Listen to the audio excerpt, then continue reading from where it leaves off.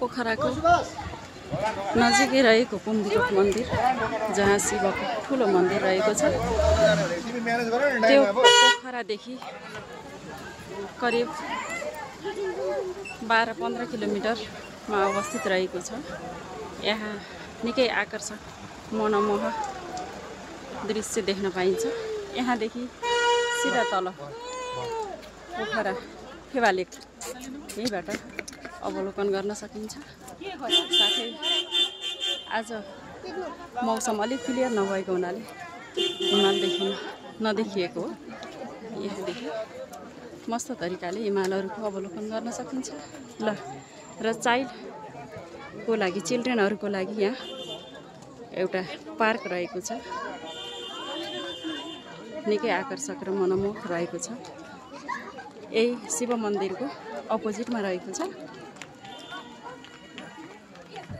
हामी यसै गरी कुम्दीकोट शिव मन्दिरमा प्रवेश गर्दैछौँ।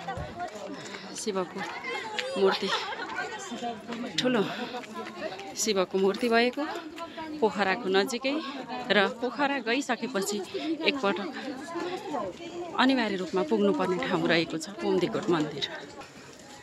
हामीहरू सपरिवार कुम्दीकोट शिव मन्दिर दर्शन गर्न आइपुगेका छौँ।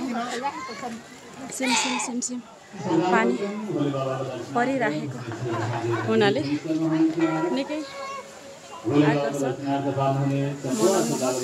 र सुन्दर शान्त अवस्थाको रहेको छ। त्यसका लागि जनसहभागिताको मुख्य माध्यमबाट पवित्र भूमिका अधुरा निर्माण कार्य समापनमा सहयोगी बनिदिनुहुन पनि विनम्र अनुरोध गर्दछौँ।